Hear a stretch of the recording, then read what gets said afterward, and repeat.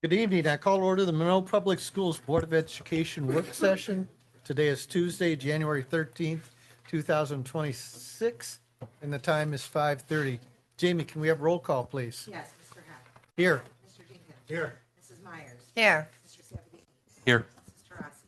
Here. Mrs. Vincent. Here. Mrs. Williams. Here. Can we please stand for the pledge? I pledge allegiance to the flag of the United States of America and to the republic for which it stands, one nation, under God, indivisible, with liberty and justice for all.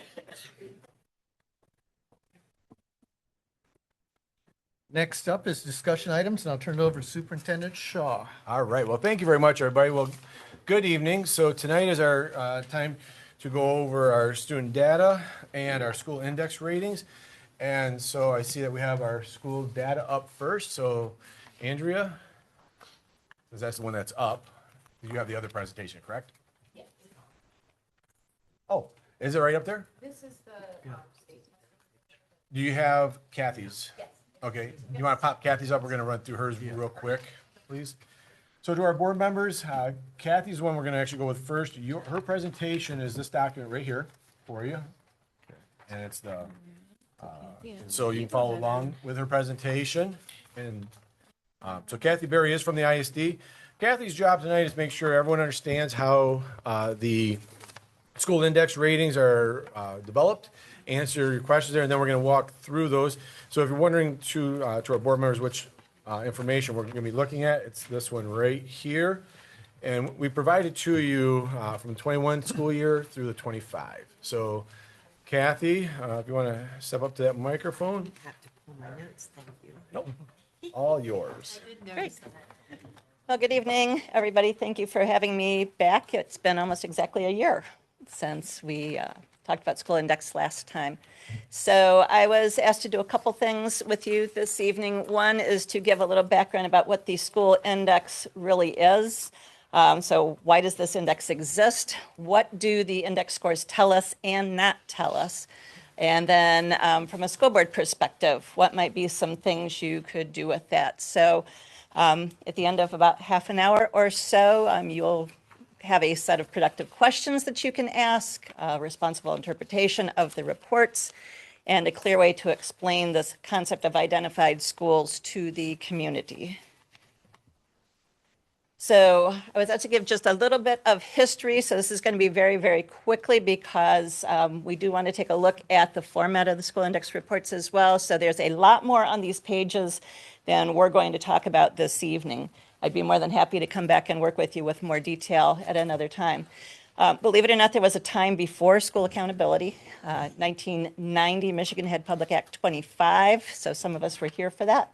And everything you see that's in gray, these are things that were brand new. So things that we take for granted now, such as school improvement or accreditation or districts providing a core curriculum for all students, annual reports, the state saying, if you don't do this, we'll pull state aid.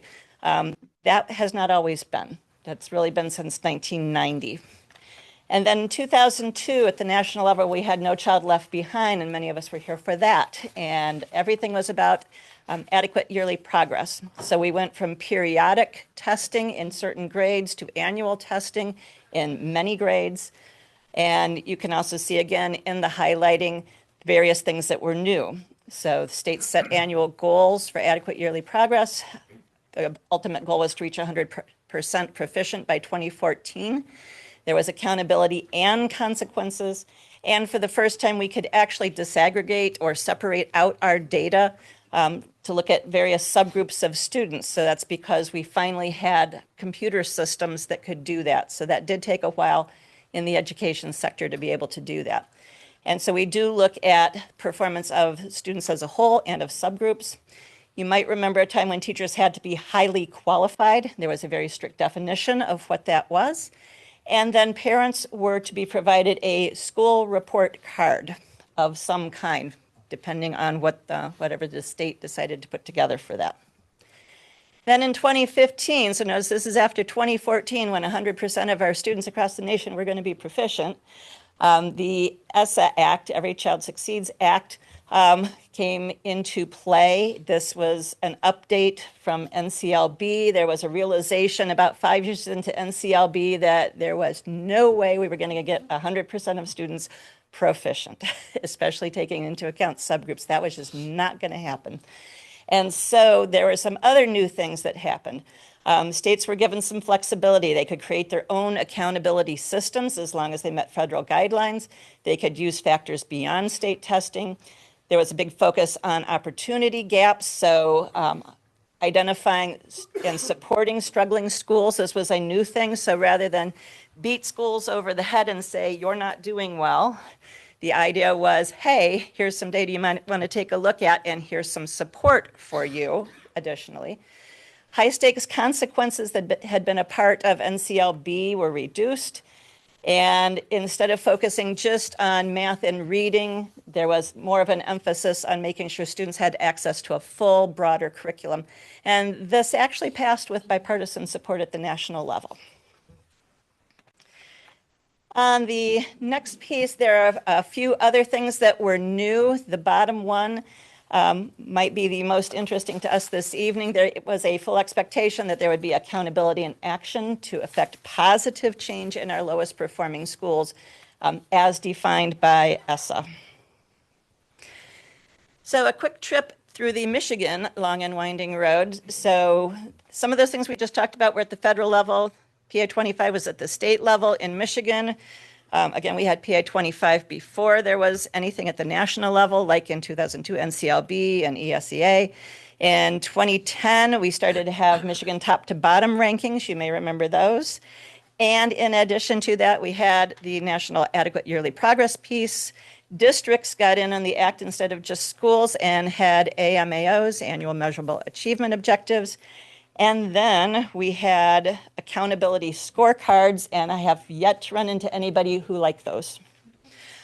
People remember those as the green, lime green, yellow, orange, and red reports. And again, I have yet to find anybody who said that that was really helpful or served them well. So as you can see, they didn't last very long.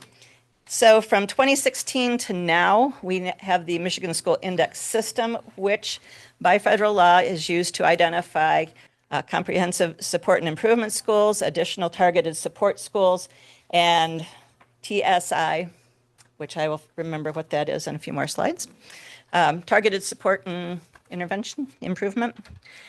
Then on top of that, the Michigan legislature decided we should have A through F report cards. And this is a national thing. It comes and goes in different states from time to time. So the Michigan legislature required A through F school report cards on top of the accountability system we already had. That ended up being a duplication of work, and the state report cards did not meet federal guidelines, so we couldn't do just the state report cards. So those were discontinued after the 2022-2023 school year. So now we have School Index. So I know you've seen various tables and charts of goals for students. This was posted above my desk from, well, 2002 right up through about 2012 or so. This is what we were supposed to live or die by in terms of percentages of students proficient. And as you might guess, this was a bit ambitious. So simply saying it was going to be this way was not nearly enough to get it done. So setting high expectations is one thing, providing the support is another. And so this got retired. And at the time, some of the administrators in the room might remember there were 50 ways to not make AYP.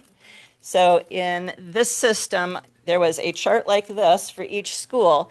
And if there was a no for not making AYP in any one of those cells, the school did not make AYP. So if you had 49 yeses and 1 no, the school was listed as a school not making AYP.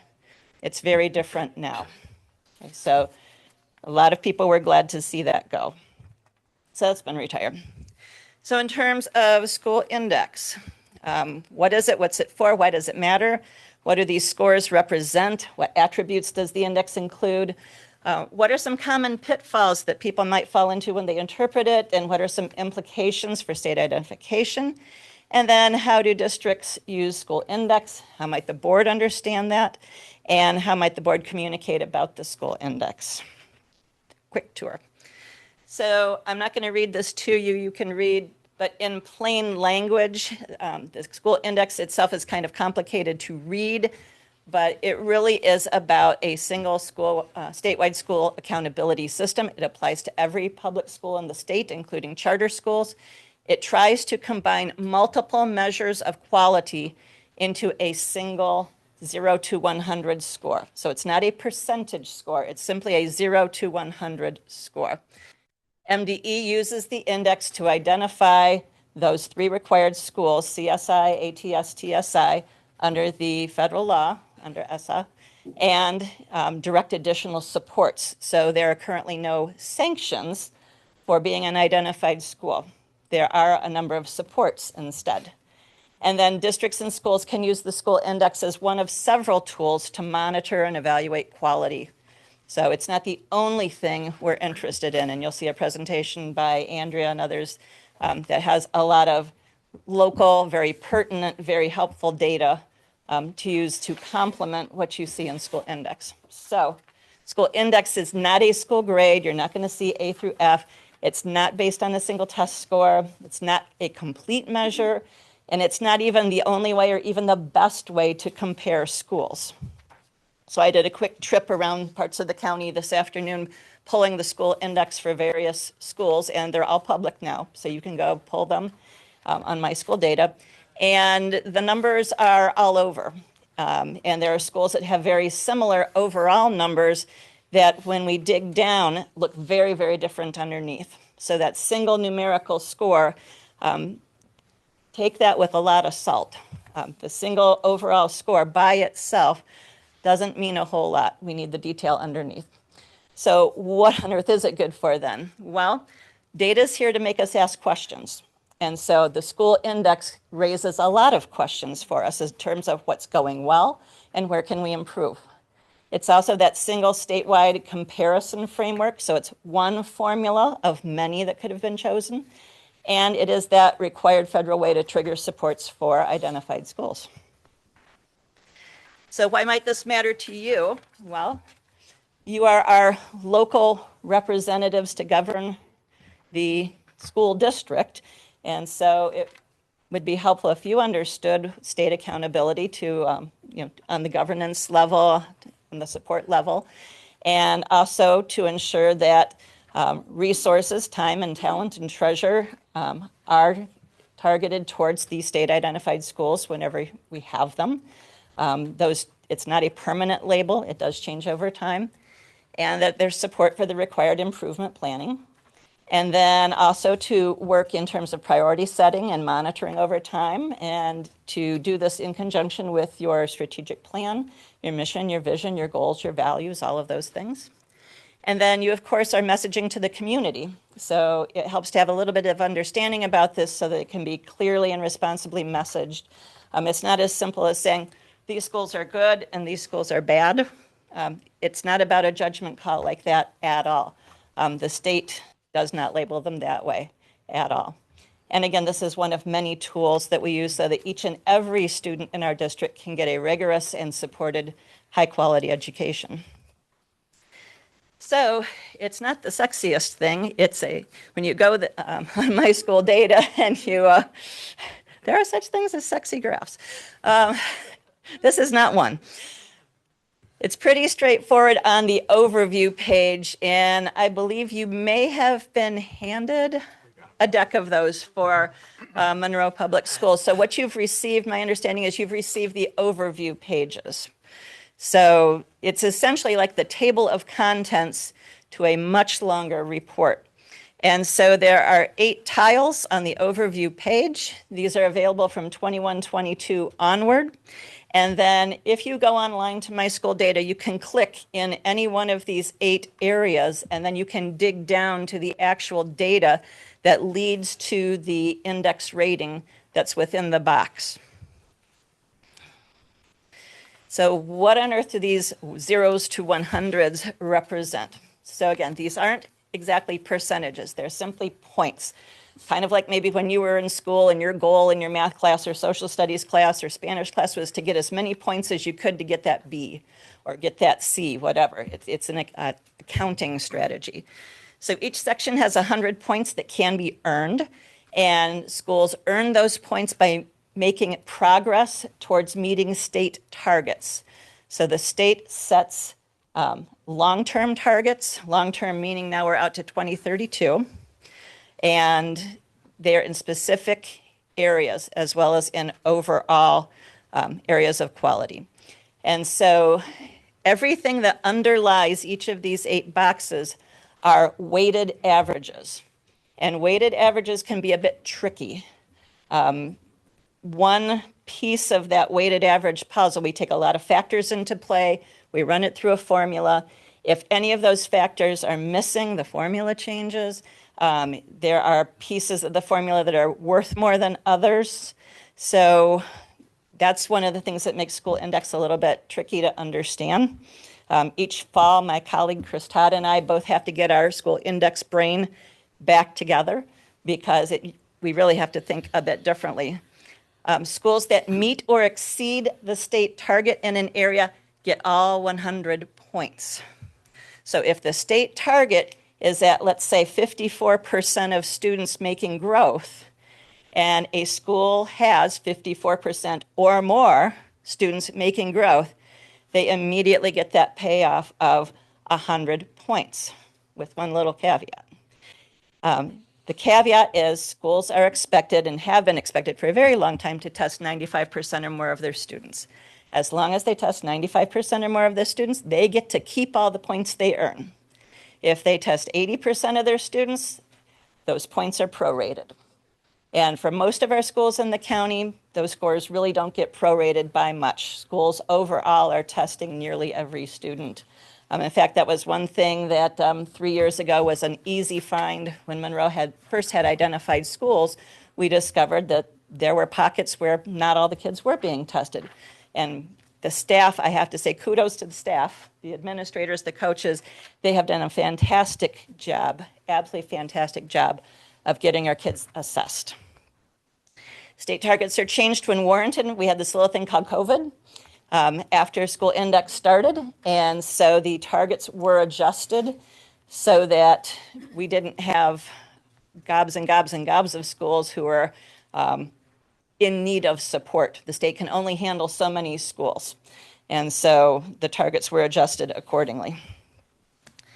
So here are some of the gory details. Not every school is going to have every component. For instance, elementary schools don't have graduation rates. Kindergarten graduation doesn't matter, okay? Which is unfortunate, I suppose, for accountability. Pardon me? English learner progress. This is something that for many, many years, none of our schools in the county were accountable for because we just didn't have enough students who are identified as English language learners. This last year, Monroe Public Schools has 2 schools who are accountable for English learner progress. The number of students needed for accountability, which is normally 30, those 2 schools hit that number, and they're now accountable for English learner progress. Let's see, school quality and student success. 14% is kind of a catch-all. These are things that are characteristics of high-quality schools. The biggest chunk of this is K-12 on-track attendance. So even though our K-2 students don't take state assessment, they are still part of the accountability for our elementary schools. And if you're wondering what on earth I mean by state targets, and again, these are more of the gory details, the state set some baseline targets back, reset them back in 2021, 2022. And so these are actual percentages of students. So the state set a goal in 2021, 2022, or a cut score of just over 41% of students being proficient in ELA. If schools had fewer than that, they were deemed as not meeting that requirement or not meeting that for accountability. Notice our long-term goal in 2031, 2032, which is closer than it used to be, only 6 years away, is only at 56%. And for math, it had been 28% of students proficient. And by spring of 2032, they want to see at least 43, almost 44% of students proficient. These are not high targets. These targets are set to identify the schools most in need of support. They aren't targets that are set really high with the idea of let's identify the best, whatever best is, schools in the state. It's the opposite, which schools need the most support. So it will also help to understand the difference between achievement and growth, and this may help when Andrea and team are presenting the data for the schools from your internal data. So achievement, when we talk about achievement data, we're saying where are students today? We're taking a snapshot today of where they are compared to standards, compared to a benchmark. We want to know how proficient are individual students? How proficient are each one of you? What is your summative score there? We also want to know about subgroups of students. How are our girls performing compared to our boys? How are our Caucasian students performing compared to our minority students? How are our students with disabilities performing compared to our economically disadvantaged students, and so on? Two cautions. Achievement is strongly influenced by student entry points, so what students knew when they came in, and student demographics. Students who have IEPs, many of those students have significant learning challenges. And so we can help those students grow in their learning, but they aren't necessarily going to become proficient. If they weren't proficient last year, they may not be proficient this year. That may be a truly K-12 journey for some of those students.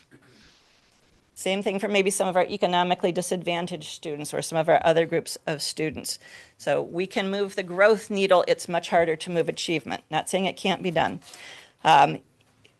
Moving the achievement needle, especially for attributes that tend to be tied towards either health or affluence or non-affluence, require really strong school and district systems and systems alignment. So if the school, if the district are really well functioning, are really tackling all the, all the bases that are needed academically, behaviorally, emotionally, and so on for students, if they really are providing those wraparound services, kids can grow faster and they can reach proficiency more readily. Growth, on the other hand, is about how much progress did students make. So it's entirely possible that maybe you all have decided to run a marathon in June. I know everybody's betting on David for this. So if you all decided to run a marathon and all we cared about was achievement, who would the successful people be? The ones who do what? So that they can finish. Yes, and preferably finish in something less than 12 or 14 hours, Days, right? 14 days. Yeah, so achievement is like finishing the marathon in a respectable amount of time. But does that mean that many of you are destined to failure because by June there's just no way you're going to run 26.2 miles in 3 hours, 4 hours? Is that failure? What if you could only run half a mile now, but by June you can run 3? Is that failure? No, it's growth. So we take into account both growth and the achievement. So how are each of you doing compared to where you started? And how are subgroups doing? Do we somehow have a training program where the ladies in the group are progressing much more rapidly than the guys? You know, so we need to watch out for those sorts of things. Are we improving learning enough for our students? And which students are improving in their learning and why? Which students aren't yet improving and why? And then schools can strongly affect growth and progress. So it's entirely possible that we may see achievement scores that we're not real thrilled with for a while, but yet what's cooking under the surface is kids are still growing. So they're growing up from the bottom. They are moving from a low level of proficiency up to the next level, up to the next level. It just may take a while to get through that hoop, to get across that ribbon at the end of that marathon. Doesn't mean they're not growing or they're not learning. It just means that they haven't crossed that proficiency hoop yet. So please keep in mind a single piece of data, a single report is not enough to take corrective action. We want to look at a number of pieces together, and we want to, when we have a piece of data or a report, a single one, we can ask productive questions. So we might need to gather more data. We might want to do a root cause analysis and so on. A single piece of data or a single report is not a trend, and I believe Mr. Shaw gave you some trend data on those overview pages for the schools. So we really want to look at 3 years or more of school index trends before we draw any high stakes conclusions. Please be a 3-year-old. Ask why. Why does the data look the way it is? Why is this school's data say this, but the other school's data says that? It may not necessarily mean the teachers are doing anything different. It may well be the kids in the school. There's something different about the kids. So ask a lot of questions, look at the cohort sizes, a cohort of 100, a group of 100 students. That data reacts a lot differently than a group of 3 students, okay? So what we say is the N size matters, the number of students matters. Take a look down in the components and the subgroups rather than just the overall score, and where we can avoid comparing schools based only on the school index overall value, the aggregate value. There is so much that's behind that value that, again, 2 schools can have about the same overall index score and look vastly different underneath that. The school improvement efforts would be very different underneath that. So in terms of the types of schools, we have universal support schools, which are the ones that are not identified for additional state support. We have targeted support and improvement. These schools pop up periodically in the county. Airport High School was a TSI school for a while, and it just means they get a very light touch with state support. Additional targeted support schools, again, these schools pop up from time to time, and you can see the criteria there. They are identified every 6 years, and as of this last year, there are what are called early exits. Basically, schools who make the appropriate progress can exit after the 3rd year.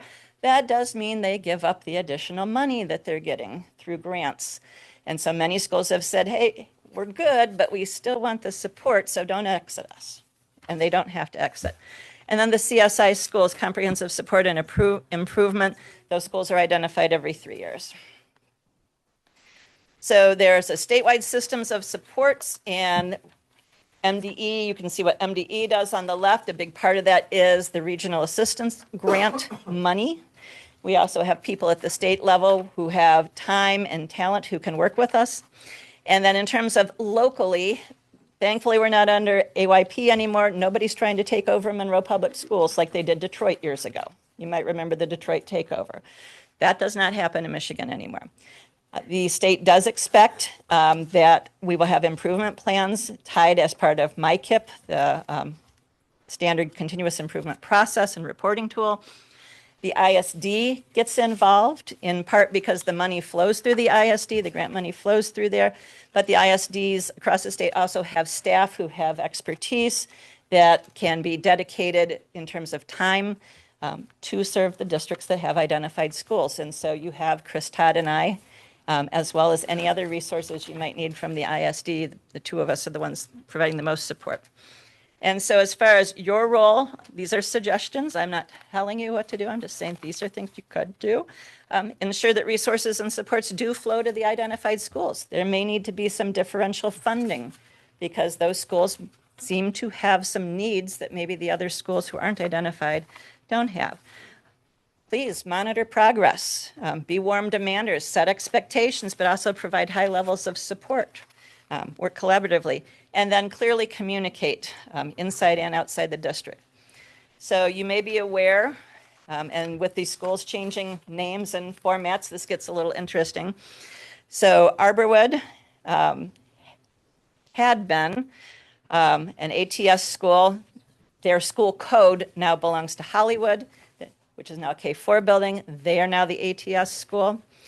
Custer was K6, now Custer's K4.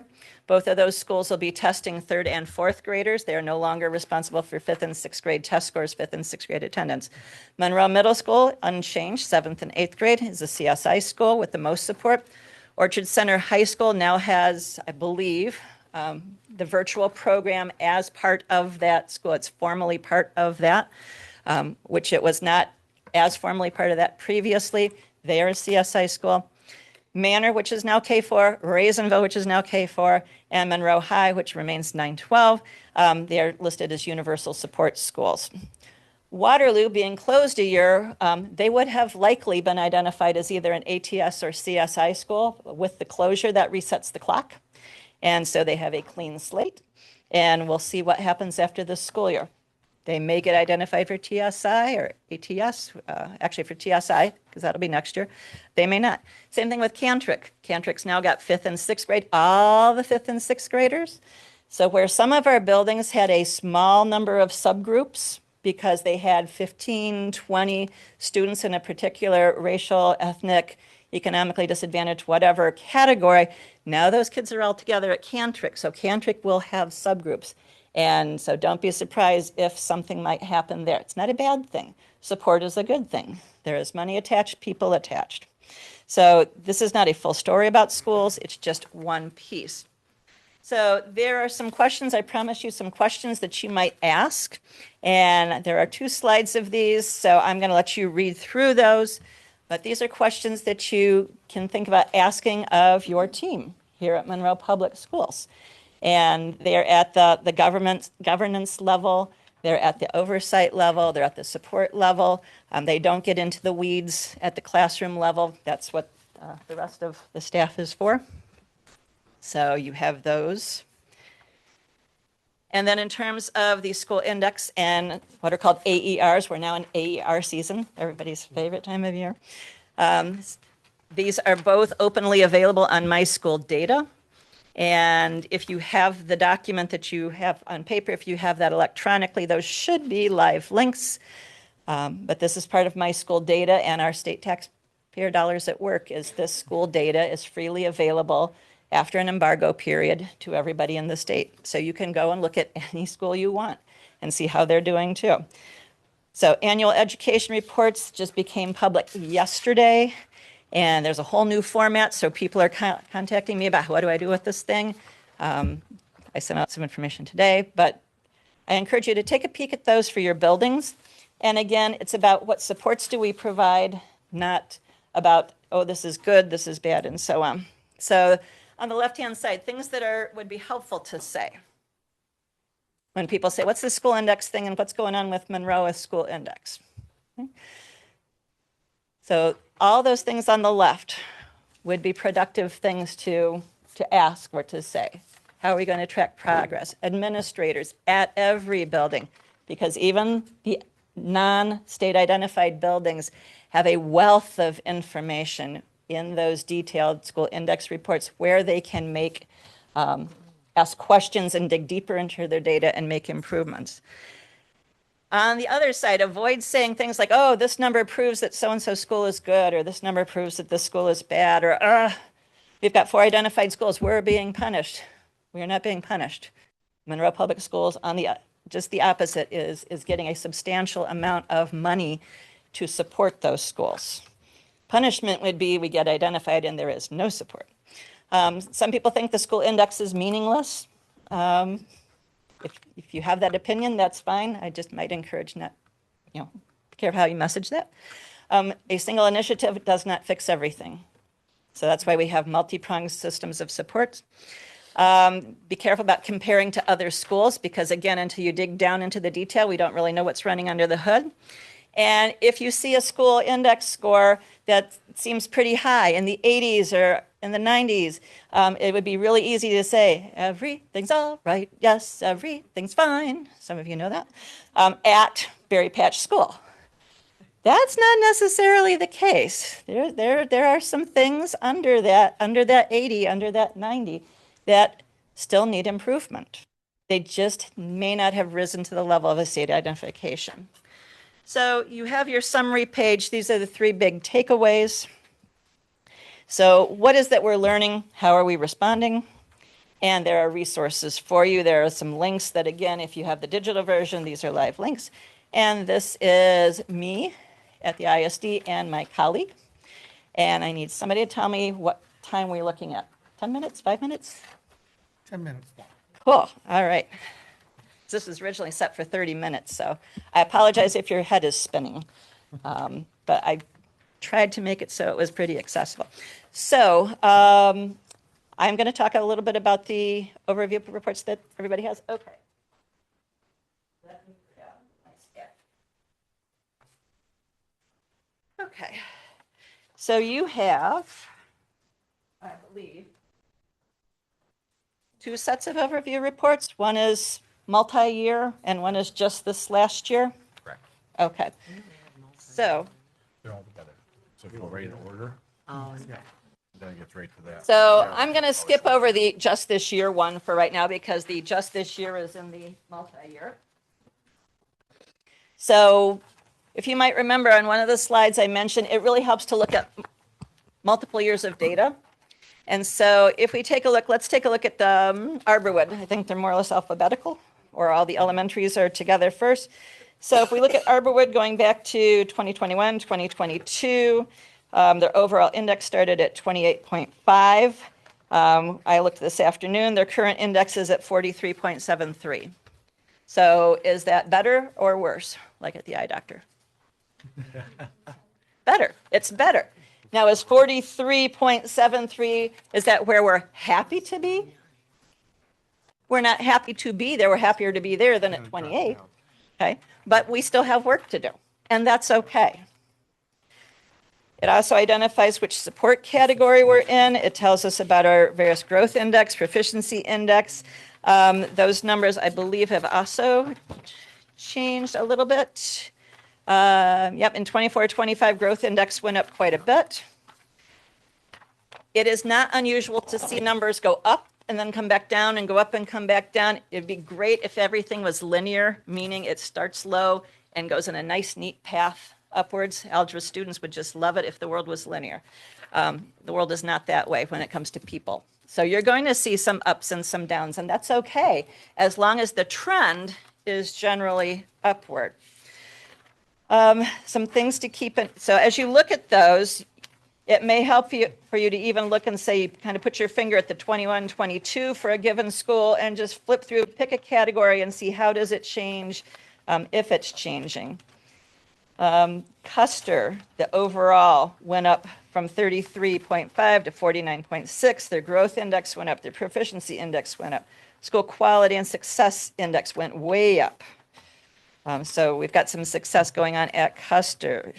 At Manor, Manor started out with an overall index at 64.8. They moved up into the 80s, and they're now at 75.6. That's still higher than 4 years ago. Their growth index in 2021, 2022 is 90.16. It went up to almost, well, actually, it went up to 96, then up to 100, meaning that their students generally met the state target. So they got all 100 points. Remember that? If you hit the target, you get all 100 points. There is no extra credit. If you go beyond the target, you do not get bonus points. Kathy, I have a question. So Sure. you said you were very adamant about saying if a school had a score of 90 or 100, that you had to look below the surface. Yes. I assume you're making the same argument if a school has a 33, that there's things to look at. below the Absolutely. surface. So if they grow Absolutely. to 60, that looks like very positive growth, Mm-hmm. but are you looking below the surface? Exactly. Okay. Remember I mentioned the word Make sure we're subgroups. doing that. Okay, so there are some schools that have very few subgroups, or subgroups for accountability purposes. So pretty much every school in the state has students with disabilities, because that runs the gamut, everything from students who have speech and hearing supports all the way to severely cognitively impaired students. If there are fewer than 30 students in a category, the building is not held accountable for that subgroup. So it's entirely possible, let's say economically disadvantaged students, now that the elementaries are K4, Let's think about let's take a look at Manor maybe. Maybe currently Manor is accountable for economically disadvantaged students. They have more than 30 of them in grades 3 through 6. Well, guess where half those kids just went? They're not at Manor. And so they'll now have roughly half the economically disadvantaged students. And if that's under 30, that category, I'm not going to say it doesn't matter, but it doesn't affect accountability. So other factors will count more. That piece of the puzzle won't even be there. So I mentioned Monroe Middle School, Monroe High now have students, English language learner students as part of their puzzle. They didn't have those a year ago. That's a new puzzle piece because they've passed that 30 threshold. So we do need to look under the hood. So I'll give you an idea of what that looks like. Which school is it? Oh, yeah. And the administrators in the room know what these are. This is just one school. How's the process work? Do we send our data and they assemble it? What you're getting is The state pulls it out. just about the full detail report for just one of the elementary schools. This is for Raisinville Elementary, and the board's going to need some more because I miscalculated. So you're going to see that overview sheet on top. But then as you go page to page to page, you're going to see what we call disaggregated data. You're going to see data by building, by all students, by students with disabilities, by students who are economically disadvantaged, by white students, African American students, students of Hispanic heritage, and so on. And if you see little asterisks or little dashes, that means either there weren't enough students to count for accountability or the school didn't have those students to begin with. So because this is a public forum, I can't share with you the reports I share with the administrators that will actually show individual student numbers right down to one Pacific Islander student at Berry Patch Elementary School. We can't show those quite like that in a public setting. So if you're looking at these reports at the detail going, yeah, that's a lot of numbers, and I don't know where the math on how to get from this column and this column to that column, it does take a little explaining. But it truly is, how can we get the most points possible by doing the best that we can for outcomes for kids? And this data, even for our schools, even for Raisinville, which has a really nice school index report, there are places that Raisinville can work, and those are suggested by this report.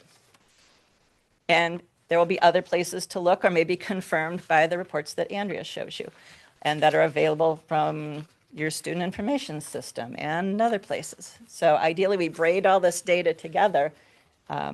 What's interesting is you've heard of AI.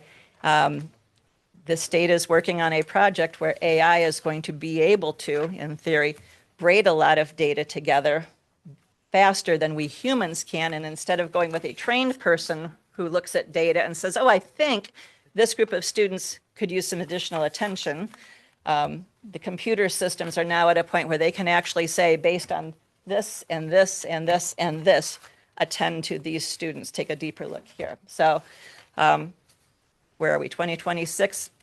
Take a look by 2035, and I bet you'll see that. So again, please just be cautious how you use the reports. Remember, it is a lot of data. The detail matters. The devil truly is in the detail. If you're trying to figure out how the calculations work and you can't get the numbers to come out, that's okay. There's what's called business rules, and if you really want to know, I can work with you on that. But overall, the question is, how do we provide support so that our kids have great outcomes? So I am sure that's more than my time, and I'll leave that up to you all if there's time for Q&A or not, but I will hang around. So to our board members, if you do have a question for Kathy, please go ahead and ask it right here. For many of you, you've been a part of these. We've done this work right here with our school data, index information, and so we wanted to make it so you could ask her questions, but really something for you just to dive into, as she had said. When did the 25, 26 numbers come out? They will be publicly released in November. They used to be a gift right before Thanksgiving break. OEAA, the accountability people, were infamous for releasing things like test scores and accountability reports the day before a major vacation. This year, we were shocked. They came out about the second week in November. They were earlier than usual. So these are what are called lagging indicators. These are about last year's kids, last year's programs, that kind of thing. So we also have to take that into account because, of course, your administrators, you as the board, have made improvements since the spring of the previous school year. So a lot of these major reports do require some time for the state to process. But that's a great question. Yeah, because other than the middle school and the high schools, the trend is kind of meaningless because of the way we restructured. It'll be interesting to see what happens, but yes, my prediction is we're going to see the elementaries lose some subgroups. We're going to see Cantrick have subgroups because of the sheer number of kids, roughly, 300-ish kids per grade level. And then Cantrick's now a feeder, a large-scale feeder to Monroe Middle School, so it truly matters what's happening at Cantrick, making sure those kids get support, because Monroe Middle School is working like crazy to assist and help the kids and staff who are there through the use and part of RAG grant funds, several $100,000 of RAG grant funds between Monroe Middle School, Orchard Center, Arborwood, and Custer. So, good question. Other questions that you might have? So more time on that. If you want to dive into it and have other questions, we'll be glad to answer. Kathy, thank you so very much for tonight. I truly appreciate your Oh, knowledge you're so welcome. on this matter. We do have Andrea stepping up, and so your next document is You're welcome. current you. data. Thank you so very much. Right here. And so we're on this presentation, we're starting out with the MSTEP, PSAT. We want to spend more time right there. We'll dive into the iReady because the iReady is that time of year which we've been through that many times. So we want to make sure we have time right here to have any questions answered. Andrew, you want to come on up to the microphone and we'll get started on this first part right here. There was a request to go back and look at some of our testing data for our secondary students this is from the spring state testing. So there were some questions around this or areas that you wanted to dive in deeper to, but it's not the first time that you've seen these numbers. We did review these back in the fall, I believe. And so you can see on this chart would be each grade and the subject area tests that they took. And then there is some data showing proficiency back from the year 2022 through to the spring of 25. And then that final column would be a change in proficiency from 24-25. Anywhere that it's highlighted green was a proficiency change in the positive. And then where you see the areas of red, we had a dip in proficiency. This is not cohort data, it is just straight grade level, so comparison of grade levels from year to year. So I think we've mentioned this, we talked about this before. These are not the same students. And when we go from fourth grade to fourth grade to fourth grade, they're a new group of students. Right. So looking from 24 to 25 is following the students. So if you looked So, back you know, at 2022 right, seventh because you're grade, then not- 2023 Yeah. eighth grade, that would be the same. Yeah, because group of students. otherwise, we're not following the same students. And Right, like it's a grade Kathy level. said, all of that plays a role into it. So, kind of changes the numbers a little bit. Yeah, so if you kind of look in a diagonal fashion, you'll see a cohort of students just looking straight across there is just grade level data. And also, I wanted to add to Darla, to your point, because of these are just our secondary results, we do from 7th to 8th grade, we're not using the same measuring stick, so to speak, from MSTEP to PSAT. So those, those cohorts, it's kind of It's a little wonky when we get different. to this level. But that same thought process of following students is applicable through the MSTEP conversation as well. I just always want to be mindful that when we're looking at it, we're not following the same students, so try to follow the same students, I think gives us a clear picture of how the impact of what we're doing is affecting the students.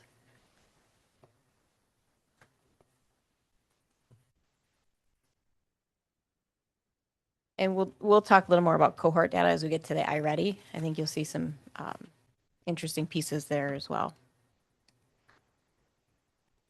So I don't know if there were specific questions on this I or, guess the one that kind of sticks out for me is the 11th grade science, which, dropped in 24 from 25.2 to 16.7, which is significantly more of a drop than a couple of the others that did drop. Any explanation, have you dived into that to see what would be behind that? the science department at the high school has done some work together, sitting down and looking at the types of questions that are asked on that assessment. Looking for areas where is it students interpreting a graph? Is that the issue? And then being able to open up those conversations where you see that's a cross-curricular skill. So where are they seeing those types of things in math? Do they see those things in ELA? Is it a matter of reading a passage and picking out a main idea? The science test is a lot of reading. So when we look at those, it's fine tuning and saying where are the patterns, where are kids scoring? Are they scoring high in certain areas? Are they doing well in one category on that science test, but then not doing poorly in one area, and then bringing those conversations into their daily instruction? So the science department at the Monroe, and I'm sure we've got a couple of administrators here too, but I've met with them a few times, and they have done some deeper dives into their data. Didn't we discuss that when these first came out? Wasn't there some big major change in something? Social studies, Oh, and we the said social we studies. really can't compare the social studies tests Okay. from year I to year. wasn't That sure was which something one it MDE was. said be very cautious in comparing because there was a change in the social studies test. So it's Stays pretty consistent. right in the state said it's almost invalid to remember compare now. those from year to year. Yeah. I couldn't remember which one. And Tom, I'd like to add something too with science. So MDE has given great leniency to school districts in how science credits are earned. And if this test is taken in 11th grade, you would think, well, they've had 3 years of science.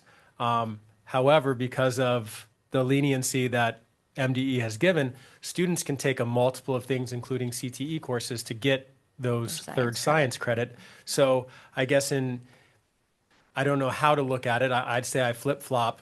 They're tested over this much information, but they may have only technically had classes that are testable in this much. So I guess that's another thing that our science department has pointed out, I guess in fairness to them, that our students are tested on courses that they may not actually be taking. Yeah, because when I think of science, I think of physics or chemistry. Physical science, biology, chemistry, Yeah. but not every student Not takes every those student takes courses. those courses. You can now get science credits For for CTE. yeah, CTE different courses. Or there are other science credits like physiology, or we have a whole gamut that I can't think of right now. So in fairness to those science teachers, they're tested on courses that they may not have actually taken.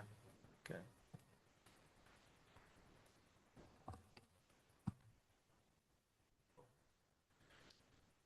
So if you just want to keep right on going, Keep kind going? of got All each right, page so through we and talk will move through, oops, sorry, I might have skipped a page there.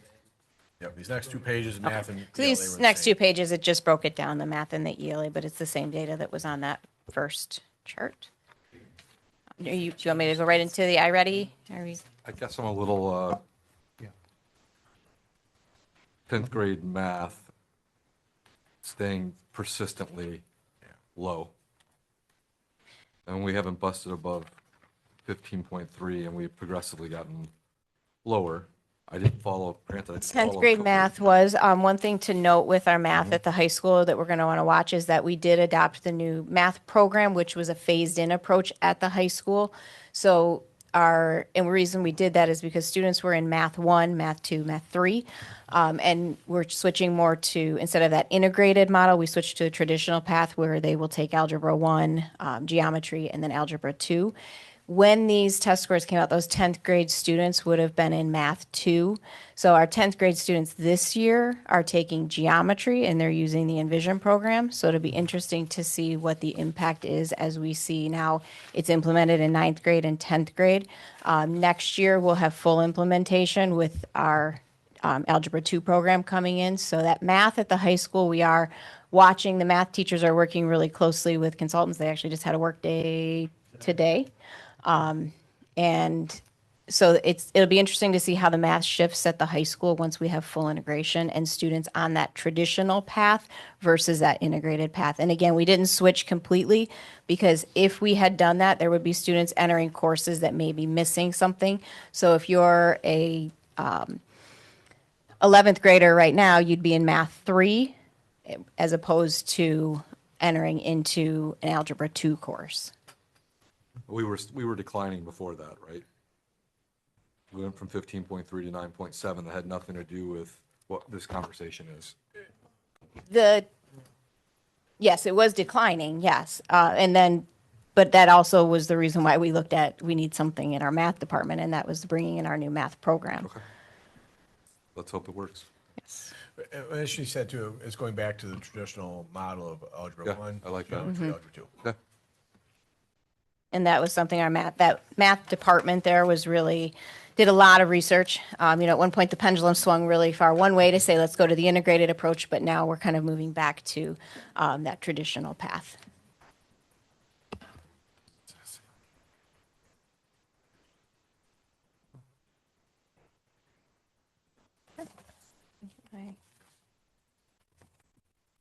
All right, so moving into what we have for you next, this is really tiny. So I'm going to, I can actually just zoom into, so we gave you an overview. You've seen this table. It tracks all the way back to the year of 22, 23. This is our iReady data. And so Kathy talked a lot about she mentioned like some lagging data, which would be data from the spring, which is what we looked at with our testing data, and then looking at that current, where are we at right now with our tests. So iReady is one of the benchmark assessments that we use throughout the year to say where are our kids at, what's the progress that they're making. So we administer that in our grades K-6. They take that 4 times a year, and then our middle school and our high school are on a little bit different schedule just because of the way they're set up with their quarters and semesters. But our K-4 takes this 4 times throughout the year. So everyone comes in taking this at the beginning of the year. So when we started out the year, I'm just trying to make this a little bit bigger for those out there, but I don't know if I can make it bigger without losing it. So you can see the progression here of where we've started. Young fives in kindergarten are always a little bit tricky at the beginning of the year because we don't know who's walking through our doors at that point unless they've been a young fives student of ours from the year prior. So it's always hard to make comparisons from year to year on where kids start, but it gives us a good idea of where they are. And again, just as a quick recap, when we look at tier 1, tier 2, tier 3, tier 1 means that they're performing at or above grade level. Tier 2 means that we're approaching that grade level, so we're within the year. And then tier 3 is anything more than that.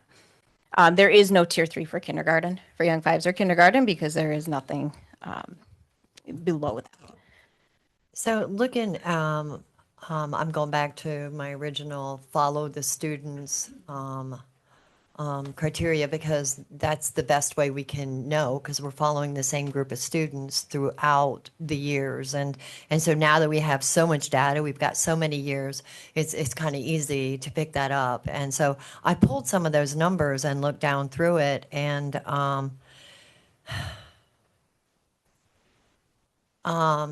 so for example, if you do, if they were in first grade in 22 and 23, then they would be in second grade the next year, third grade and fourth grade.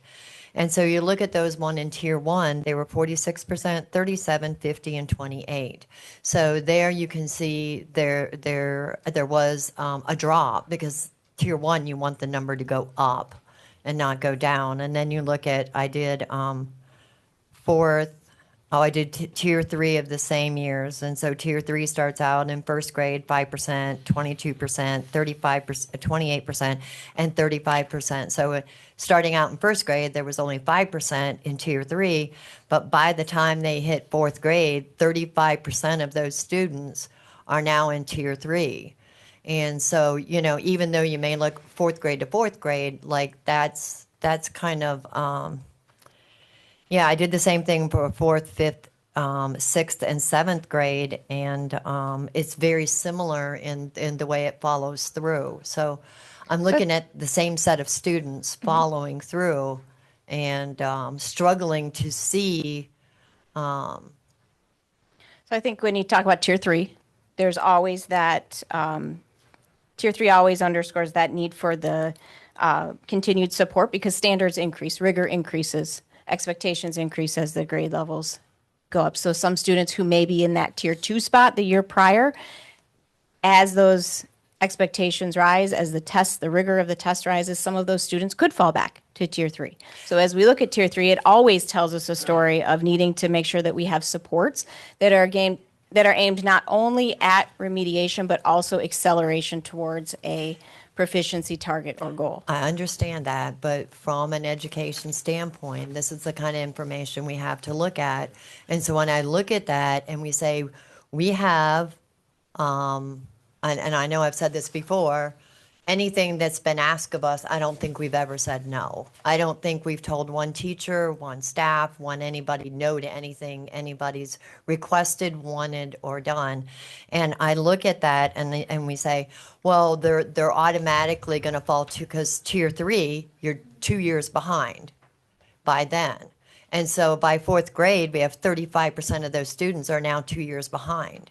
And so I'm struggling to say, how are those interventions then deemed successful? When tier three is decreasing, tier one is decreasing and tier three is increasing. So I'm going to push back just a little bit because it's not always decreasing. So tier one, I want you to look back at 24, 25 at our second graders. I'm just We're telling you the ones I pulled 27%. up. This year, 25, we went to 50%, that same group as third graders right Yeah, now. but look at them in fourth grade. First, They're down to 28%. that's not the same group of kids. I'm talking 24, 25 second graders are our current third graders this year. Oh, I'm So looking in at second and 24, third grade. 25, second grade students were at 27% at this point in the year. This year, we took those kids as third graders are at 50%. It's the first time we've seen a 50% mark in many years. We have our new ELA program that's being implemented across most of the classrooms. And I think we can see if we even look from the beginning of the year till now. So if we do look at the same group of students, not cohorting, but from the beginning of the year till now, almost everyone has risen in their proficiency in tier one.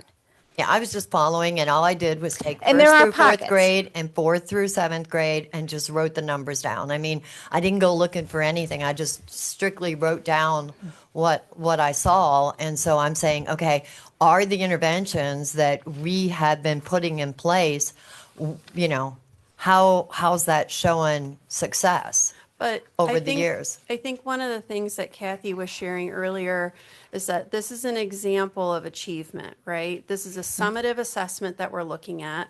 And achievement is a snapshot of time where questions about achievement are, how did we get here? And it's not an appropriate thing to determine if all of our strategies led to this particular moment. Our strategies, we should be considering our growth when we're talking about if our strategies are effective. We should be looking at the growth factor, not the achievement factor. That's what Kathy was talking about earlier in her presentation. So I think more appropriate questions like what Kathy was guiding us in her presentation earlier, when we're looking at achievement, instead of going, well, we've done all these inputs, why aren't we getting the outputs that we want? We should start probing those questions more along the lines of like looking at the patterns like you've shown us, right? What could possibly be the contributing patterns there? Why could that particular cohort have experienced that instead of, What's different about the second grade test? right, this cohort of students that's now fourth graders in the 2025-2026 academic year? So like those types of questions are what we learned earlier in our presentation for achievement style questions. Growth questions are where we can really drill into, are these measures achieving what we need them to achieve? So I appreciate all of the information you give. I appreciate your thing, but I still have, this is what I'm given. And so for me to sit up here, this is what I'm given to determine what I think what we've implemented, because we put the sign on it that said, yeah, go for it. Not everything, but majority of stuff. And are what we're doing putting our dollars and putting our stuff where it needs to be. And these are the measures that we have. It's one of the measures. We have the other measures. We have these measures. But when tier 3, you start out in 4th grade, by the time they were 52% in tier 3, by grade 7, there's still 48% of them there. That's just real data. I mean, it's just truth. But- it's not trying to do anything nefarious. It's just pointing out a fact. True, but it's that factoid is not necessarily a full and complete picture. That 48% or whatever the data point is doesn't necessarily mean it's the same 48% of students that were represented earlier also in tier 3. That 48% could be comprised of a totally different population of students, right? It could be students that moved in. It could be students with the moving around from school to school. It could be students that, who knows what, it could be a variety of variables. That's the thing about education, is that we don't have as many constants that we can control for in our educational system. So yes, it's very important that we have this data, but the context behind the data, I don't think that we can start making broad statements about the students this, the students that, because we don't know who the students are. We don't know those students' growth, right? So yes, it's important for us to have this 30,000 foot view, but I don't think that is, I don't think we're getting the right, I don't think we're drilling into the information that should be drilled into. Which is what our buildings do. So our buildings drill into the information. Our buildings take not just a number, not just a percent, and they put a student name to it. They put a class to it, a teacher. They look at the student's plan. What interventions has the student taken part in so far? What data do we have to show either that intervention is working or that intervention is not working? And if it's not working, what's the next step for that student? So that's the work that our buildings do. Our buildings really drill down to that nitty gritty. They look at where our students who are within X amount of points on each of these tiers. So who's at the top? Who's in the middle? Who's at the bottom of that tier? Because I might be in tier 1 right now, but if I'm teetering on the edge without the support that I need, I might stay there, but I might fall to the other tier. And so that's the work that the buildings spend time doing, and they are very diligent, meeting with teachers weekly in most cases, where coaches are sitting down. They're sitting down with me. We're looking at the data together. We're really pulling it apart. So that's the place where we track a student. Is it an attendance issue? Is the student not there? Is there something going on with the student, something in their life that we don't know about that could be affecting it? This is a moment in time. So how does it compare to how the student is performing overall in their classroom? So when we look at their classwork, the conference notes, the everyday assessments that teachers give, how are they doing on those compared to how they did on this iReady? So again, the iReady is one data point. So that's exactly what Kathy said. You all, the teachers, the staff, that's what you do, okay? This is what we do. And so this is the data that we get. We don't look at the individual child because we aren't at the position to look at the individual child. What we look at is where are we sitting. So in a 7th grade group is a group of children in 7th grade, and they're 48% of that group is 2+ years behind. That's real data. So on the earlier pages, it was green if there was a success, red if there wasn't. I want to cheerlead the green. I do. I want all of these to improve. But we have to acknowledge when it's also not really moving a whole lot and we have that many kids 7th in grade tier at 3. 57% at the beginning of the year, and that tier 3, they're at 48 now. So that group has moved a bit within that tier this year. If we want to, when you look at that cohort, again, you just have to be careful because it isn't the exact same students. But if we look across the year, we're talking about the same students in that tier 3, and we had a decrease for that tier 3 for everyone. What may help, Darla, if we can go forward on about a handful of slides, when we get the seventh grade. I'm Well, gonna- we have this question every time. get How there do with kids in Monroe Public Schools end up 2 years behind or more when they're still in the same system, using the same interventions, and they're getting further and further behind? That's where I struggle every time this data comes to me. Just support for what Darla's saying. All we can do is evaluate whether the system and the instruction is effective or not effective, given the tools that we've So approved for you. I think the one thing that, so to try to marry these worlds, because we've got this, this stuff. I can't tell much from this stuff. And you've got all the stuff. I mean, we used to have a curriculum committee, and I think there might be some value in allowing some school board members to interact a little bit at that level, that they might have a bit of an understanding. It's not that we might have some insights that you may not have, and you're certainly going to show us insights that we didn't have. But I think when we have this, we do this, what, once a quarter, it feels like? Twice a Right. year. I mean, it's the same conversation every time. We could probably go back and listen to this tape every time. Yes. And we're having these same conversations. I say the And same I thing feel every like time. maybe there's something we can do fundamentally that may change that a little bit. And I'm completely, this is stream of thought process. I think we had a curriculum committee for a reason, and I don't think it was to interfere with people and the curriculum. I think it might have been a situation when we might understand better what's happening within the curriculum.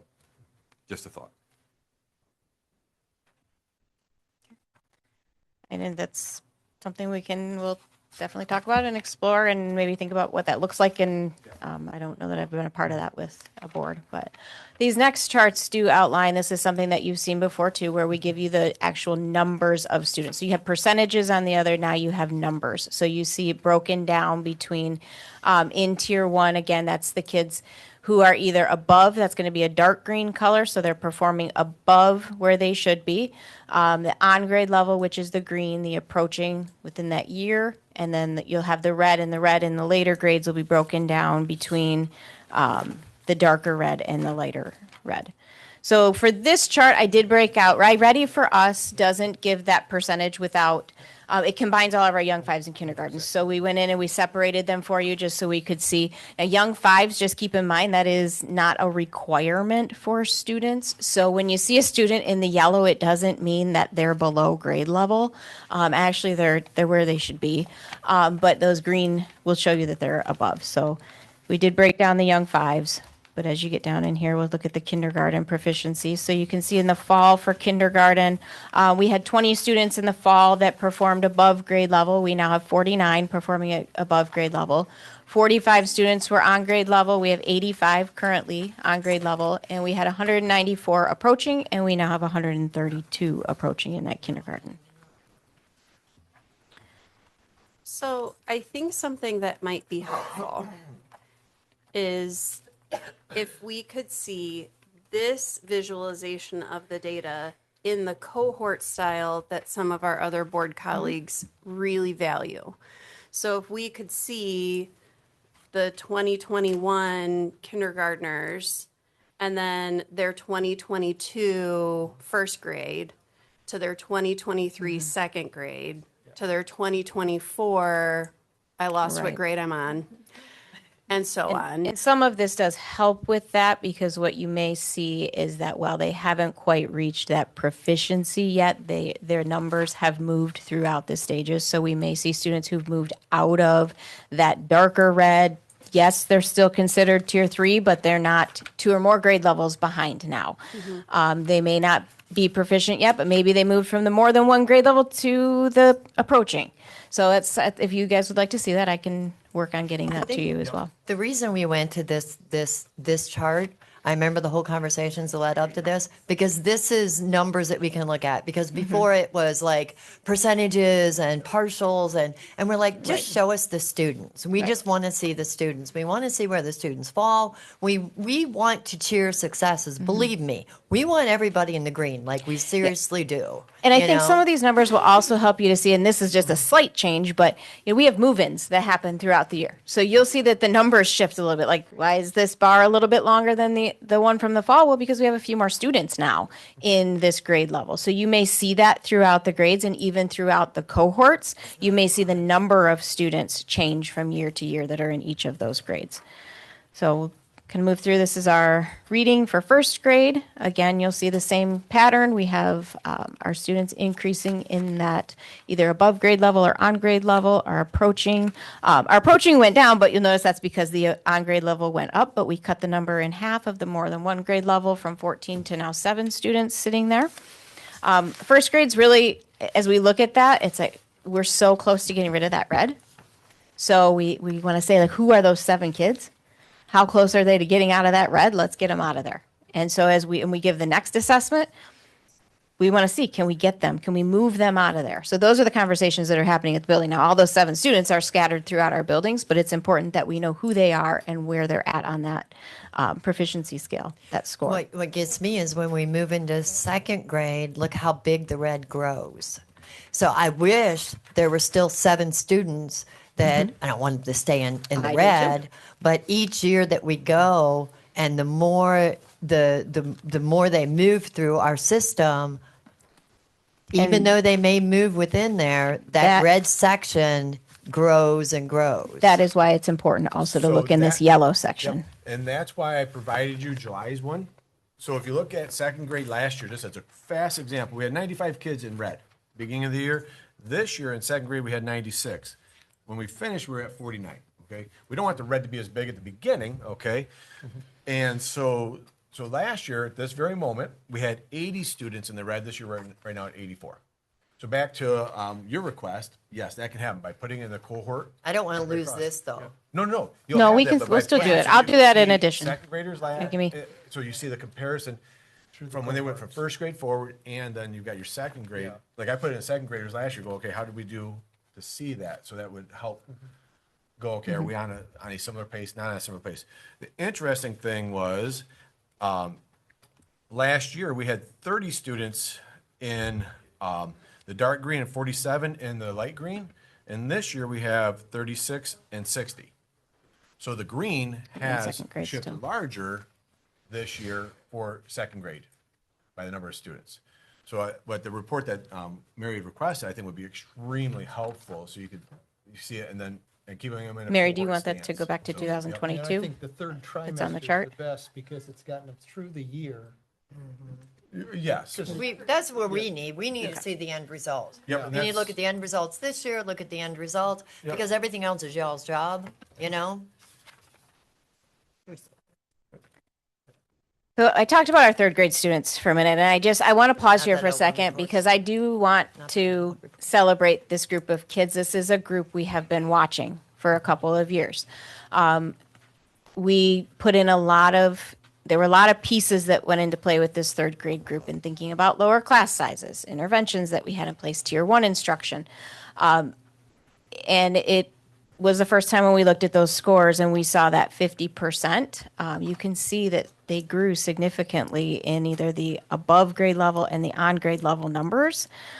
Yes, we're still tackling that red, but to see that number in third grade where there's typically a shift that happens where we take K2, learning to read, and third grade and above, we're reading to learn. And so we're seeing this shift now where that didn't drop. Our students have this comprehension piece that comes into third grade, and instead we went up. So we're really celebrating that one, the 50%.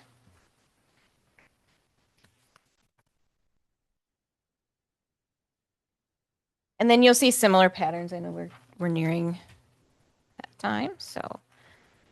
Obviously, as we get into those higher grades, there are some conversations that we do want to continue. There are some areas where we agree the growth is not where we want it to be.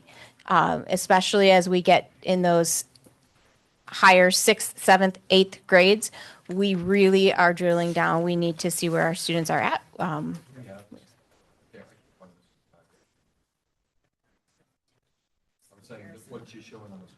It should be right there. Fifth grade. It's a different handout, I think. No, that should be, It might be all in that one that you have right there, yeah, that should, because I'm in, I think it's a couple pages down. so, and just as a quick example, to the question you've had before. So like last year, last year's fifth graders, we had 68 students in the dark red. This year's at 46. When they were fourth graders in the dark red, which is greater 2 years behind, there were 71 students, and this year there's 46. So that dark red is greater than 2 years behind, 2 or more years. That number has come down significantly. It's still in the still it red, moved over but- there. So back to that document that we'll provide to you will be so you can see it from both last year's kids to keeping it in a cohort stance to go, okay, is those areas shrinking or growing? I know we're running out of time, so I wanted to follow up a question and that when Kathy was doing her presentation, I saw in there and I wanted to write down. One of the things we talk about is a improvement plan each year. And at the end of the year, any improvement plan, you're looking at successes, improvements, or anything in there that can highlight how we're here, where we're here, and where we go forward. So do you have the improvement plan from last year, and where did you end up with that, and how is that helping you move forward this year? So are you referencing, we talk about improvement plan. This year, we're tied to our strategic plan. And our goals are there. So same things last year. Each building sets their goals for what they'd like. We're at 5% growth within that. So we're the same. This year, we're aligned with our strategic plan. And each building has their plans. Each building team reviews where they landed. As a district team, we meet and we say, how do we compare to last year? Are we meeting it? Where are we meeting those goals? Where are we not meeting those goals? See, we don't have any of that information. I'm not sure that you would have individual buildings. So what I'm So saying you have a is, strategic or if you district made it, plan. if you made it a education improvement plan, I'm going to use James back there as an example, and their team came up with a improvement plan on what they wanted to do with their education and where they wanted to kind of get themselves. We know where we're looking at up here and what he did. And so at the end of the year, he can look and say, we hit our target goals, their own personal goals. We saw areas here. We saw this wasn't working. I got that from her presentation when it talked about an improvement plan, so it made me just wonder. She may reference the MyKIP. So I plan. think what your That's, I reference think, what is, you're at the building level, it's individual improvement plans. Right. So each student has. The school does this, The like, school follows the curriculum, which is the materials that we've elected to use. Right. And then from there, an individualized plan is created based on the needs of Right. one student. right. So Right. if we put a curriculum in place and we're looking at the data here and we're going, well, we're not thinking that was a very successful curriculum. It may be different than what you're seeing there, but that's how I'm correlating it. But for our ELA, we're not even ju- fully launched. the new Well, we know materials. that. Just We know that did changed that. again. But for the interventions that get used, we it's a wouldn't be able multitude to of say different it. interventions based on if it worked for the child or not. Yeah, it To would- then be, and so it gets adapted. I'm just trying to think how we can break down and look at this in a different way. All I can, it's where we're at. Maybe going back to what Brian said earlier, maybe each one of us could be assigned to a different school, and you can explain to us exactly what Darla was talking about, your plans at the individual school for the students, what you guys talk about, what your plan is on that level. And if each one of us can pick a school, we can bring it back here to the board and have a better idea exactly what you guys are doing and what you need from us.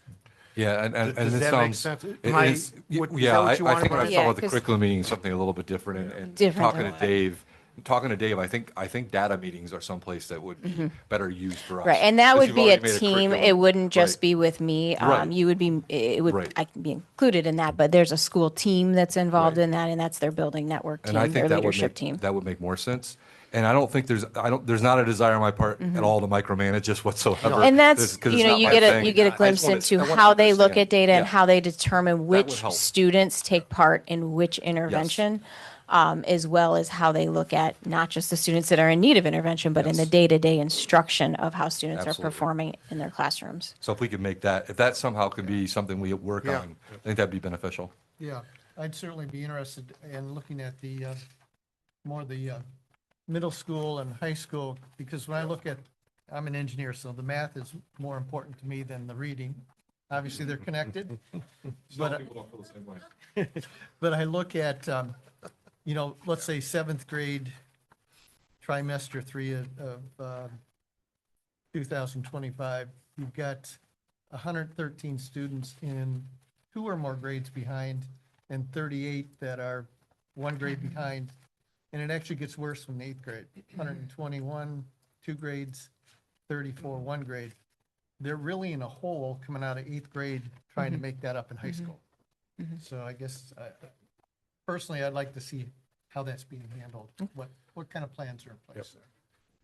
So 2 things we're going to do for you guys. One is we'll obviously have that answer, but I think further is we'll come back very quickly here and bring you a document where Cohort. you'll see it laid out by a grade level that's cohorted, so you can see, okay, how has, back That'd to be Mary's great. question, so there's a lot more information right here on this graph.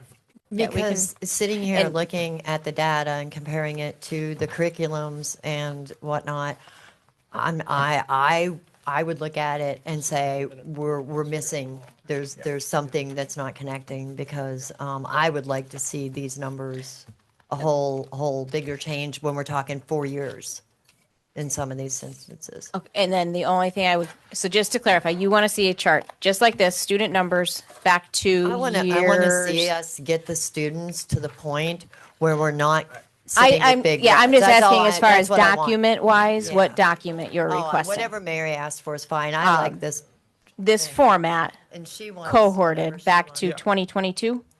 Is that your, okay. And then the only caution I would say when we talk curriculum wise, to say there would be shifts in there where a curriculum has changed. So it is, you can't say a curriculum's working or not working after just a short We will not year. make that. So that would be the only caution I would say to you, would be keep in mind, and we can make notes where changes have happened. Thank you, Andrea. Thank you. Appreciate that. Next, public commentary for any, Carrie, anything? Chelsea, did you want to speak at the board meeting or the work session? I'll speak and I'll try to make it explain. Sure. All right, Chelsea's a pro at this, so I'm just gonna walk her through and let her know when her time is up. No, I'm not, if I could get Huddle, I would watch it on Huddle, but I'm not optimistic they're gonna win anyways, but. You watched our basketball this season? Last happened to be last. A realist. My name is Chelsea Robinson, in case anybody doesn't know, and I'm here to comment on the Dr. Hessen issue. I had sent an email regarding this. Thank you, Mr. Shaw. Thank you, Mr. Sabatini, for acknowledging my email. I've gone line by line through the complaint filed. I was obviously bored over Christmas break. And if you line it up next to the state law, MHSAA regulations, Elliott-Larsen Act, FERPA, and Title IX for the state of Michigan, we should be showing our administrator much more support than we have. Unless there was some secret comment made that was not named, the law was followed. Title IX ensures equal participation in classes, sports, clubs, and other activities. It also provides safety, protection, and fairness in athletics, academics, privacy, and bodily integrity, along with fairness in same-sex sports. This was a female volleyball game, and all athletes were female, as Title IX also includes protection for gender identity. MHSAA allows transgender females to play sports with a waiver filed in a time frame for state events where, again, privacy knowledge is protected with FERPA and HIPAA from sharing. The athlete is a transgender female with the same protections as all of our females in the district, whether we agree or not. The same athlete is also protected to use the locker room and the bathroom with the gender they identify as. In this complaint, the requested actions are not in line with the state law. Banning transgender athletes is not a local law issue. This is a state law, and they are allowed to play. Banning biological males from female locker rooms if they are transgender females, again, is not legal in the state of Michigan.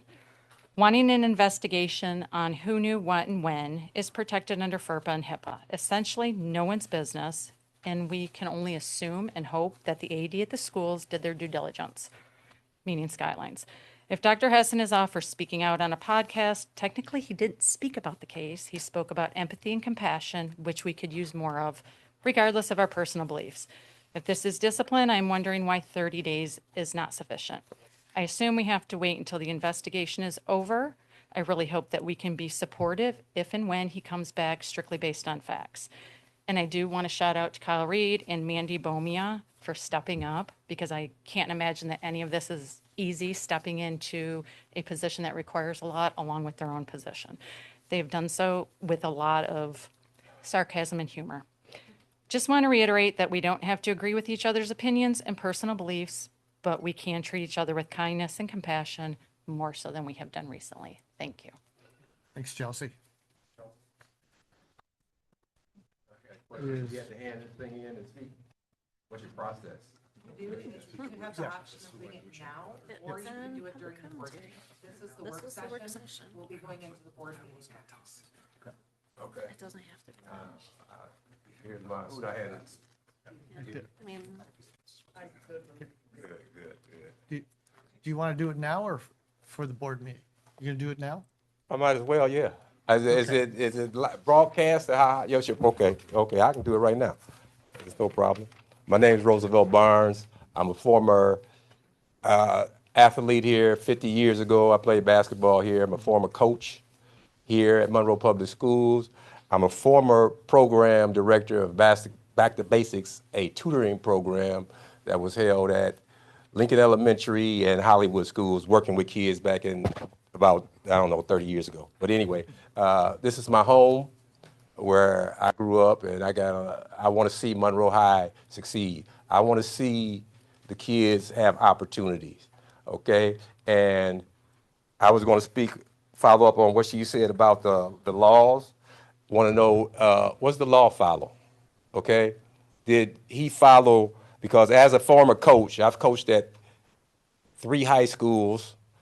I've coached at Wayne State University. I've coached girls, boys, and I also know that you have logistical restraints and things that you got to do as a coach. And a lot of times athletic directors are out someplace else, and the coaches are trying to get things together. It's a very difficult job as an athletic director. And as a father, I'm also a father. I got girls. I would not want to have a transgender athlete in there myself, okay? However, we do have to follow laws, okay? And I'm a person that I believe in following laws. So I believe Dr. Hessen followed the law. I believe he did, because he is he did those things at Bowling Green State University, where he came from, where he got his doctorate degree. He was a compliance person there, Title IX person at Bowling Green State University, because I'm a graduate of Bowling Green State University. I'm an athlete from Bowling Green State University.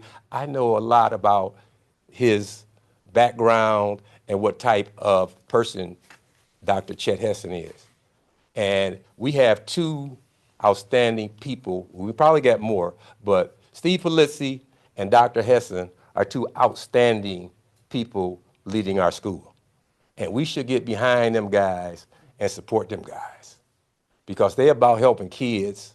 And in the last 50 years, I haven't seen 2 people from the athletic leadership and the principal's leadership that have the compassion, consideration, concern for our student athletes and the growth and development that those two men want for Monroe Public Schools and this community. So I think that we should find the facts, find the truth, and we should support those guys. Thank you for your time. I appreciate it. Thank you.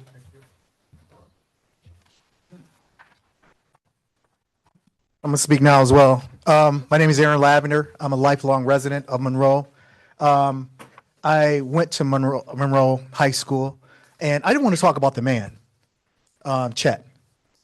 You guys hired him for a reason, and he's doing his job. He cares about these students.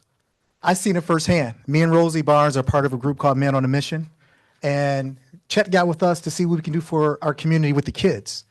He cares about these kids. I'm asking you guys, does the crime fit the punishment? And I would say, no, it doesn't. It doesn't fit the punishment. I watched the video myself, and it doesn't fit the punishment. He is exactly what we needed for this community. He's exactly what we needed for these kids. He's exactly what we need for our community. He is everything that we want our kids to be and our sons to look up to. I wholeheartedly support Mr. Polizzi, because he's a man of principle, integrity as well. We are looking into the future of what our kids are looking to be. And Chet represents each one of those kids. I know right now we're in a political climate that is really ripping us apart. We did not hire him to be someone that's going to destroy our community. We're looking at someone to build our community. And Chet is doing that. I've already seen the impact he's made on our kids and on our school. The school that I'm proud of. I'm a Monroe High Trojan, and Chet is a Monroe High Trojan through and throughout. We have to look within ourselves to say, are we doing right by him? Are we doing right by him for sticking up for the kids? Not just a certain group of kids, but for all kids. I'm very passionate about it because I believe in Chet. I believe in Mr. Polizzi. I believe in the vision that they see for our schools. And us as a board, I say us because a lot of us put you guys in this position. A lot of us did that. And we expect you guys to stand up for the people that's in a position to make a difference for our children. Put aside personal feelings and political rhetoric that divides this community. I will actually say that did you guys do right by him? Because this could have been done in-house. But it got out to the community, and the next thing you know, one thing led to another. Did you guys do right by him? I don't know. That's something you have to ask yourself. But I don't think the crime fit the punishment. I think he should be reinstated immediately. I think you should get behind him. You should support him. And we as a community needs to come together. We need healing in this country.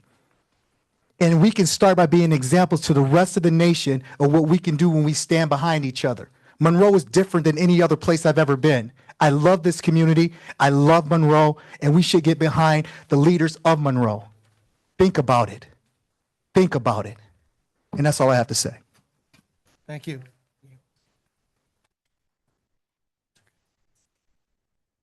Is that it? Okay. Okay, that concludes our agenda. Can I get a motion to adjourn? Adjourn. Do I have support? Support. Show of hands?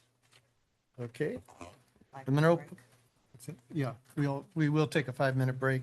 The Monroe Public Schools Board of Education work session for Tuesday, January 13th, 2026 is adjourned. The time is 7:07, and we will reconvene at about 7:13.